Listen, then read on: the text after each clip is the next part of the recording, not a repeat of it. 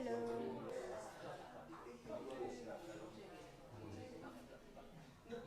Agamba chile.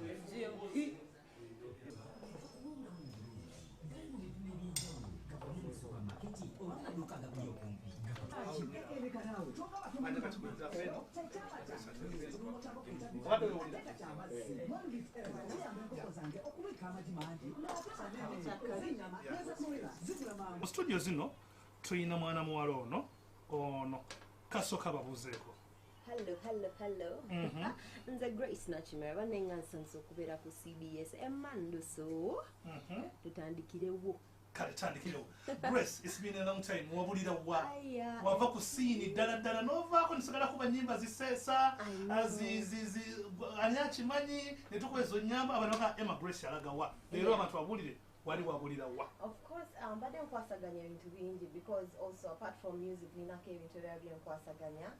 I run a charity organization kansubire wagira bakosa mu Feed the Streets Foundation. Nagira bango gaba ebintu ebyenjawulo. Ebintu ebyenjawulo. I'm also a mother ndi mukyala otegeere byawo kana nenga lune ne mukama mulungi kwatyo abadde tukwasaganyiza mpola. And also I went through something kyanfula ate kyendi saawa eno to sing the music that I'm singing right now. Never always the music wange naku zino ayinamu ekyenjawulo ate ekitalinga wekyali. So Grace, mchana kubuzamu one on one oli mulokole warokoka. Yes, ndi mchala mulokole. I believe and I love Jesus so much. Njaga nyo Yesu nga bwokiwulira. Kakati kiche prompting kubanga buli mfena mu nsindo zatubeerako n'ekintu ekikupushinga nokati kanze eri mukama. Ngo omuntu kyekya kusindikiriza okulaba nti olokoka wodde eri mukama. Okay, waliwo embeera kale gye nsobola okunyumizaamu because this story is a true story. Nafunamuko kale kye bayita bakiyita spiritual attack. Kugamba omwoyo mubi oba waliwo kyakwata. Kale kanjogeza amazima nga si byakwekwasa bakuyita bbali biki. Kale nafuna spiritual attack kye bayita omuntu bwe bamuloga. I almost lost my life. Sure. Yes, nali nfudde. Edogo jeriri. Ate suubira nti bino ebintu abantu tebagabyogerako but it's real. Jeriri. So nafunamu that issue nti nentegera amaanyi ga Katonda. Nera manyi nti erinnya erisinga amaanyi baliyita Yesu. Kubanga buli kintu kyonna ekyajjanga okumpa attack oba okufuna obuzibu ya nga bw'oyita erinnya eri ate wabaawo embeera ekyuka and you settle down. Nti there's no amount of money ezisobola okuwonya omuntu tewali because buli kimu kyonna nali nkola ki nga nkiina naye nga amaanyi agakyusa okunzija mu buzibu obwo tegaaliwo nze ng'omuntu ne tutambula mu doctors ne tutambula mu buli kimu kyonna nekigaana. So neera nebaza Katonda nti ndi mulamu. I know for sure that I'm here for a second chance. Ndi wano kuba mukama yampa omukisa omulala okubeera wano. Okay. Grace, kankubuuzemu ekintu ekiyinza okuba nti olenza kuyiza kiri weird. Bw'amala okudda eri mukama. In any case, wategerera kuloga? Wanji? Wategerera kuloga oba? Mumanyi. Bamanyi. So. Teyali omu? Yes. Bayimbi banno? No, kale tugenda kwogera manyi. Ne bayimbi? Yes. Because of the business gye muli? Yes, business obeera competition biki. Abamu bayimbi. Okay. Yes. Okay. Naye nga it was kintu kyakyusa nnyo obulamu bwange, kyakyusa entegeera yange nti wali obaddeko awo sente ne zifuuka ebipapula ne zifuuka nga ddala mazima wadde olina there's nothing you can do ng'olaba obuweerero ogwawo. So bannaye abantu abasinga nze nina message gyensinga okuweereza abantu nti Katonda aba asobola okuyisaamu omwaka from January kati kino tuli mu November tuyingira December. Bannaye twalangayo ka time ne weebaza Katonda n'otegeera ne value y'obulamu bwo kuba Katonda mazima gy'ali ate Katonda mulamu. Grace, yes. Omaze okuva eno mu ndongo yaffe gy'okuba olokose obulamu obusanze otya? Bulungi nnyo. Oh my God, it's the best decision. Kintu ekyakabi kye naakakola. You've never regretted it? Never. Yes. Neera purpose yange kati nti nja kukola inspirational music. Inspirational music ono gwenkola n'okuyamba ku bantu nga bwe tukola mu foundation kuddiza Katonda. Ne inspirational music yono kawonawo onyamba nga mukama music bwatyo si Sheikh Budi. Sheikh Budi mulalo yes ja obitegedde. Okay, Grace. Yeah. Omuntu wabere ne gwaffe joga mshipbo nakulabako ku shoja nasembo kulabako Yeah. yali ya Koffi Olomide. Yeah. Erugogo. Yes. Wakola performance yamanyi ne Koffi Olomide nakwagala nnyo. Yes. Wali oyingiza ku nsimbi kati ozene wa mukama. Yes. Obikwasaganya nti because wali kasente wali okakola. You had the FM. Yeah. Ne sente ngozikola. Kati ne wa mukama wereza mukama. Wali okasente onobeza otya. Actually abantu kyebatamanyi nti Katonda mugagga. Katonda bino byonna byonna ebiri ku nsi yabikola. So kati bwe mba mpereza mukama of course atagenda kungabirira okusinga before. Meaning right now engeri gye ndimu n'eri gye nali. Really I'm doing better now. Sure. Sijja kulimba. Ate financial. Anti kyentegeeza nti wali mu nsimbi mukama mulamu ate ddala oba omuweereza akulabirira. Yes. Grace, oyitunda kwano Jojo misinze bo wave eri no deno. Oganta ne kutwa ku Emma ne kutwa ku Gunda miss them. Kubanga jukira kiba chanjawula. I miss them. Nera kizibu because we used to go out to call every like a young lady bichi. Naye ate for the love Katonda jakulaze kiringa omuzadde wokuweera ate notuka ku graduation ne weeragaye. So you have to be humble no sigala ngoli kamti Katonda nga bwambeeredde omweno tough time where I almost lost my life when nali ngenda okufiirwa obulamu bwange. Grace Katonda kankole ku nsimbi sibisaanira obiwulidde ebintu ebyo. Grace, you still have that same amazing voice. Thank you. Solimba because ono ndana abawereza tujja kwa tulasoma naye okikola otya vocally ndowooza osigala nga oli original manyi abantu abasinga bagezaako nnyo okuyimba nga abantu abalala. Nze mukama wati we yantegeka nera package eno and you rehearse, you keep rehearsing and okolamu voko okolamu kuragaawo. Kakati tuwali tutali ku nsonga eri eyokumisinga your friends because tukirize tugaane emikwano make part of us of our lives. Nti kirizo bagaana you can break with somebody nenga at least alina kyabadde akuyamba oba kibadde omumanyiddeko nti wenzija ku CBS nonya Patrico sajja nga aliwa. You also have friends that you really miss when you came on to God.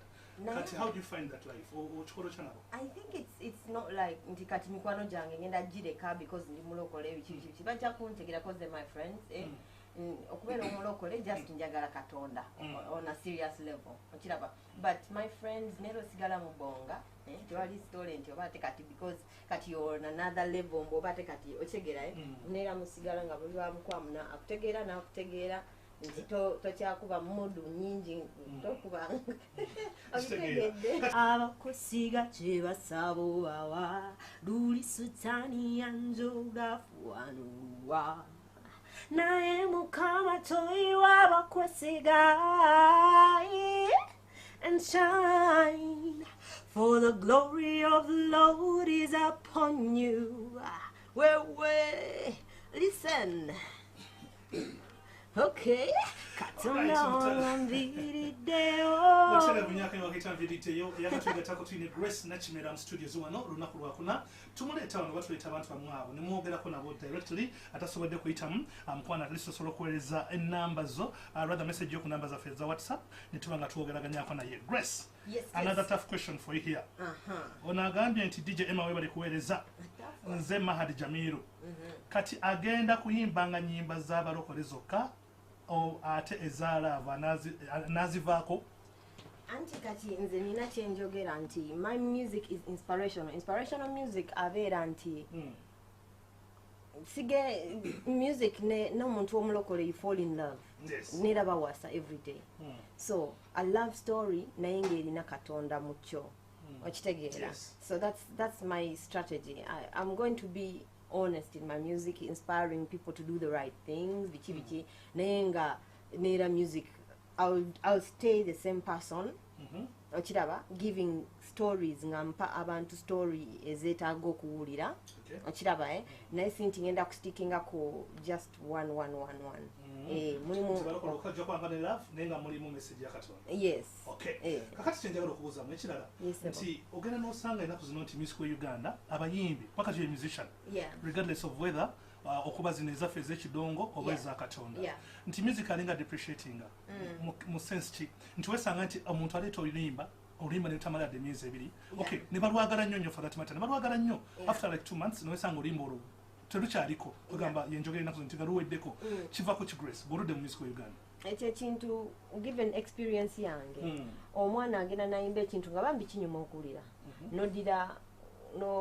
nodira ebigambo nga bisatu ebitali bingi wakimu bibiri nga byebiri mu chorus kati bwokola ekintu ekyo netaba nelunyuma okubanga ekidongo kinyuma naye nga terulina message terulina werukutte ku muntu nti really nayitako mu kintu Grace kyayogedde nti Katonda yansaasira nalina obuzibu buno Katonda ddala mazima yansaasira busaasizi nga tekikutte ku muntu kumeemeera ate nga music wedda from the time gwe twakolanga nga oyimba ekintu kawonawo oluyimba lukyali lulamu paka kati yes so music like that tebakyamukola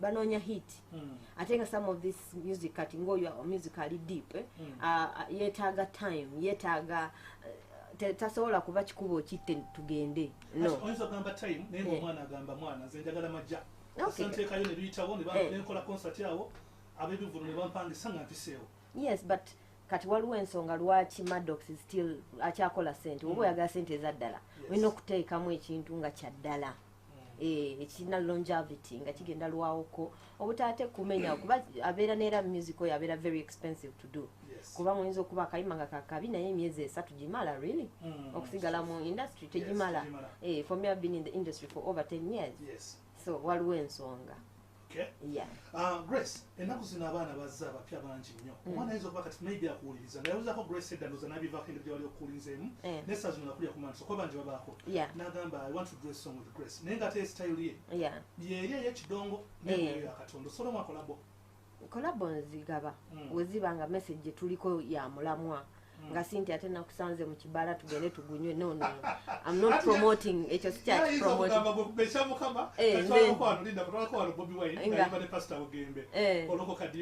yes kisinzira message nga si shake bam bam okitegedde nga sebyo ebigambo njagala promotinga mukama sagala promotinga anything sagala promotinga mwenge sagala promotinga kintu kirala kyonna njagala kuweesa njagala kuweesa mukama kitiibwa that's my mission ninayo muyimbi wange Grace yes sir kankusabire ku mpewo yes sir osobola mwayikola bwa yimba bulungi nnyo yani ye fresh daddy oyagala kukola kiki naawe oyagala leeta story oyo mulaba omurasta asooka akola enjala kwanza tulina amazike tulina obucupa nze natya lwe nawulira amazike nali ntidde era nasooka nenyimuka nenva wentudde nentambula I'm telling you nere ebintu bya oh my god like you feel like okay did I listen to that ddala nekitwala obwongo bwange kirina space in my head because you want to fill your head with important things mazike tyakolera kale tujja kuddamu tukola olulala tujje tusakolako okay finally what is your message eri abavubuka because enaku zino otunanya nti abavubuka they are taken up by drugs abantu abasinga balina frustration they are depressed n'abantu abakulu business wise newesanga nti omuntu bw'atanywa ku mwenge teyeebaka abavubuka abato generation egenze yonooneka mu bintu bya drugs newesanga nti abavubuka abasinga kati banywa enjaga abamu bagamba tebalina mirimu n'olina abalina omulimu ng'ayakyeteekamu nti anuusa amafuta g'ennyonyi bintu ntu ebyo. What is your advice to the youth? My advice to the youth ate kino ekintu kiri important banange tulekerawo okukwata ebintu ng'abasaaga Katonda atwagala nti depression Katonda asobola ogijjawo because I've gone through something similar kiraba nobeera depressed noga naye why isn't this working out, why isn't that doing kyekinokola naye we should get time abantu bonna I'm just giving this message because it's important tufune ku time tusabeko really yes naakuyisa mu mwaka wadde kaki mukama weebale akantu ako kakulu nti tusabeko go to the right churches kubanga waliwo ne churches ezitali ntuufu that's problem iliwo Emma one nzame DJ I hardly go to church I must be open wow baby dongo Saturday Monday dongo bichi kati bogamba Emma to go to the right churches na yawula ntya entuufu ne tali ntuufu nze nsobola kurecommending emu gye mmanyi mutundwe Pastor Tom. Okay. Bagita Jensabira. It's a good church. Nti bambi woba ofunye time ne ku radio kati ebintu biri different ne ku radio ku ebiri in the comfort of your home. Uliriza osobola okukwatagana ne Mukama. Ebyo bintu Katonda ebyo bintu ebisinga akola ki abijjawo. Abaana balekerawo genda n'ebintu kubanga kati ate zino drugs ziriko ate tuzinywe bwe tuti banaye tukyuseemu that thing. Openche nyini ya drugs. It's so absurd nti omu ku bayimbi ndoza wayimbi eyo era omumanyi bulungi Chandero. Abadde this type so much the drugs sieka n'abayimbi abalabanje nnyo. Tulaba bama breaking the ddala ne bava mu industry abamu bagezaho kugenda mu rehabs olaba keko bwe yali. So kiki kyoyinza okukola okulaba nti oba kiki tuyinza okukola ffenna okulaba nti bana at least besobola okuzenga otusobola obaza because really Jackie embeera gyali musinungi you so keko bangi nnyo. Ekintu ekyo nera it goes back it's because most times abantu balwanagana n'ekintu naye nga kiri spiritual it's more it's bigger than them. Oyinza okulaba nti olwana na drugs but it's a bigger thing, it's a bigger battle. Omuntu noga lwaki aba teyebaka nga tanywa it's bigger than that person. Kati olina okubanga you have to level up n'okikwasa omuntu akisobola ye Katonda. Okitegeera Katonda n'akulwanira because that's what God does. Abantu abasinga baga nti omuntu alokoka oba just aba yeekubya yaka no Katonda atulwanira battles zino. Waliese kyeyaka waliwo omuyimbi bamuyita Lizaluzindo omumanyi bulungi yalokoka. Waliwo omuyimbi ayimba Kaleke Kasomi Morris Hassa yes naye yalokoka. Naye abantu ambalowooza nti because of the stiff competition mu industry yamwe oli ogamba nti let me get a full position kandokoke because wenda okukambira mu comfort zone tejja nsaba lupya kugamba mbeeraawo mbeera mu comfort zone okirowoozaako ki eri abayimbi abalokoka abayimbi abalokoka omuntu ayinza okugamba nti competition but at the end of the day wojja n'ogaa nti no you're competing right now nti competing n'omwana ali yakatandika mbeera nina kyembaza ekitali kituufu because you cannot see Maddox competing with an upcoming artist. Ekyo nera kibeera kikyamu. So for me njagala nnyo okuwa message meaning nga njogera ku kintu kyendiko nga kituufu nga experience yange njiwa abantu okitegeera so my music is very honest music wange wa mazima so kati bwendi bwenjogera kati sobola competing na mwana agamba munaye yambala kapatra nga kakomeri wangu because I can't do that emyaka gyange tisobola kukkiriza kola kintu yes ndi muntu mukulu I'm gonna respect myself apart from just having one daughter nina abaana ganga 36 I am their guardian and their mom kati nabo balina engeri gye bandabiramu so with all that I come to represent all that kiraba ekintu ekyo so competition zireetera n'abaana okola ensobi otomera so I advise people to relax relax in the Lord it's good do you osubira okubeera ko Pastor Maseyo? No, I don't think so. Why? Because wakayingira eddiini naye ng'obuulira ekigambo. No, it's just that byenjogera bya mazima bambi. Okay. Yes, I'm a very flexible. Mbadde ndowooza mu maaso awo 5 years tulabe Pastor Grace Nakimera Ministries. Wakitegeera? Grace Nakimera Ministries. Ng'ombuulira nga you are the head. No, nze ndi muyimbi. I serve God that way. I do charity. That's the second way I serve God. Because ezo positions ndowooza ziba zimmala. Okay. Kale Grace ndakikemu mbadde nsaba osibula batuuliza bafaanimo beeko kyo bagamba bwaleseeka bubu wona wulidde omugamba bakali ye bubu mwagala nnyo bubu mwapa mwitani erinnya lye njalikubira essimu I go call you because olaba Katonda they say the truth will set you free. Yes, Katonda set you free. The truth is gonna set me free. Okay, Katiyani. But he's a very private person. Okay, tuyagala bajja mutawanya. Ate bajja na mutawanya. Okitegera kati, okitegera. Ebintu bye Kampala obimanyi. Okay. But anyway, Bubu, I love you so much. Naye gwe kimanye nti you're my bestie forever. Nekirala ntumidde ku mami wange ne fans group yange Grace Nakimera family mbagala nnyo banange. Let's keep the fire burning and also Solo, big up to Solo Dre, big up to all the people GMP people. Banaye mwebale nnyo mbagala nnyo. Everyone gwenjogedde ne gwesogedde gwe kimanyi oli ku mutima nkwagala nnyo. God bless you. God bless you too. Abatuliza tetusukako wano abadde Grace Nakimera omukyala omulokole eyadde eri Mukama ayimba ennyimba eza Mukama ate n'ennyimba ez'omukwano ezi spreading a love eya Mukama. Kale bwe bitu bibiri amwagala nga bagambye ojagala bugenzi ku social media ye Grace Nakimera abali ku Twitter abali ku Instagram @Grace Nakimera osobola okumufollowinga omanye bice bimukwatako na bici bya planning mu maaso.